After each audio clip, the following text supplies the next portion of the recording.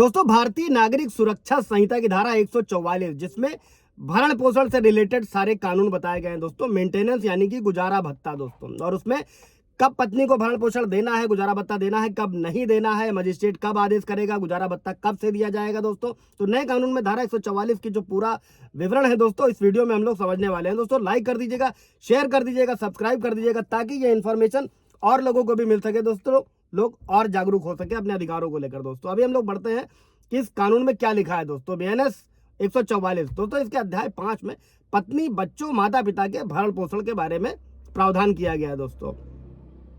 और इसमें उस सारी चीजों को सुनिश्चित किया गया है दोस्तों कि जिसमें अगर जो भरण पोषण करने में असमर्थ है, यानी कि पत्नी, बच्चा, माता पिता दोस्तों, उसमें उनको भरण पोषण दिलाया जा सके दोस्तों। और ये धारा विशेष रूप से उन मामलों में लागू है दोस्तों जहां पति, पिता या पुत्र किसी भी तरीके से अपने कर्तव्यों का पालन नहीं कर रहे हैं दोस्तों। और इस धारा के तहत मजिस्ट्रेट को यह अधिकार दिया गया है कि वो ऐसे व्यक्तियों को भरण पोषण देने का आदेश दे सकते हैं। आदेश का पालन न करने पर दंड भी दिया जा सकता है दोस्तों। अभी हम लोग one by one, step by step धाराओं का वो समझते हैं दोस्तों कि धारा 144 का सबसेक्शन 1 क्या कहता है, जिसमें भरण पोषण का आदेश यानी कि ऑर्डर ऑफ मेंटेनेंस शामिल है दोस्तों। धारा 144 के अनुसार अगर कोई व्यक्ति जो पर्याप्त साधन रखता है दोस्तों, वो भरण पोषण करने में असमर्थ रहता है दोस्तों, तो प्रथम श्रेणी के मजिस्ट्रेट जो होता है दोस्तों, वो मेंटेनेंस का ऑर्डर पास कर सकते हैं दोस्तों। अब किनको मिलना चाहिए उसको समझते हैं दोस्तों। उसकी पत्नी जो स्वयं का भरण पोषण करने में असमर्थ है, उसका वैध या अवैध बच्चा दोस्तों, चाहे वो विवाहित हो या अविवाहित हो, जो स्वयं का भरण पोषण करने में असमर्थ है दोस्तों, उसका वैध या अवैध बच्चा, जो विवाहित बेटी नहीं है दोस्तों,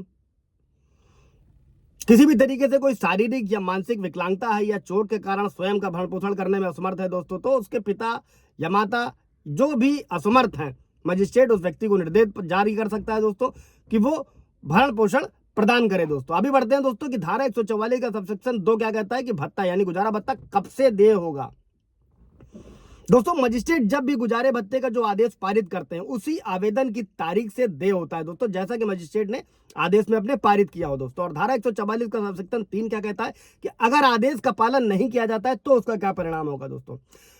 अगर कोई व्यक्ति, मजिस्ट्रेट ने आदेश करता है भरण पोषण का दोस्तों, और मजिस्ट्रेट अगर वो ऐसा नहीं करता है तो उसके खिलाफ वारंट भी जारी कर सकता है। इस वारंट के माध्यम से उस व्यक्ति की संपत्ति जब्त करके जो बकाया राशि है उसकी वसूली की जा सकती है। और यदि बकाया राशि वारंट के माध्यम से किसी भी तरीके से वसूल नहीं होती है दोस्तों, तो मजिस्ट्रेट उस व्यक्ति को 1 महीने तक की सजा की जेल भी सुना सकता है दोस्तों, जब तक वो भुगतान न कर दे। इस पर सुप्रीम कोर्ट के भी जजमेंट है दोस्तों।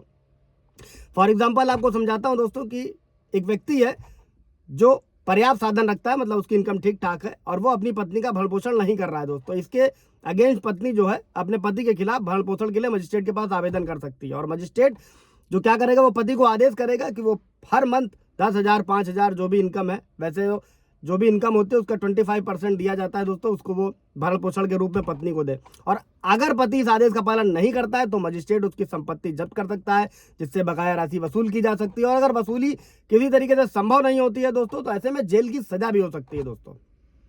कोई सवाल जवाब होगा, कोई क्वेरी होगी इन सब चीजों से रिलेटेड, तो पूछ लीजिएगा। अभी बढ़ते हैं दोस्तों कि धारा 144 का सबसेक्शन 4 क्या कहता है दोस्तों। कब भरण पोषण यानी कि मेंटेनेंस नहीं दिया जाना है दोस्तों, ये भी जरूरी है। जिन पर झूठे केसेस चल रहे हैं, पत्नियां अलग रह रही हैं, उनके लिए है दोस्तों।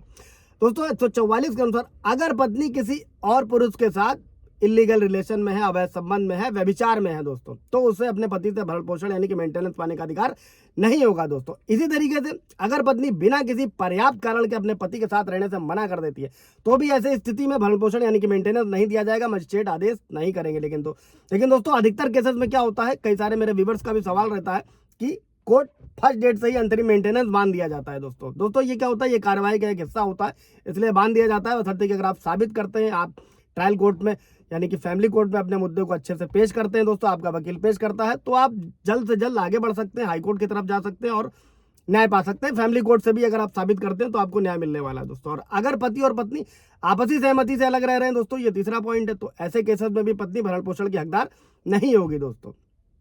अभी समझते हैं दोस्तों कि धारा 144 का सबसेक्शन 5 क्या कहता है, किसी भी आदेश को रद्द करने का अधिकार दोस्तों। मजिस्ट्रेट को यह अधिकार है कि अगर साबित हो जाए, समझिएगा, पत्नी अवैध संबंध में है या बिना किसी उचित कारण के अपने पति के साथ रहने से मना कर रही है, तो वो उस आदेश को रद्द भी कर सकता है दोस्तों। धारा 144 के तहत सबसेक्शन 5 में ही व्यवस्था की गई है नए कानून में दोस्तों।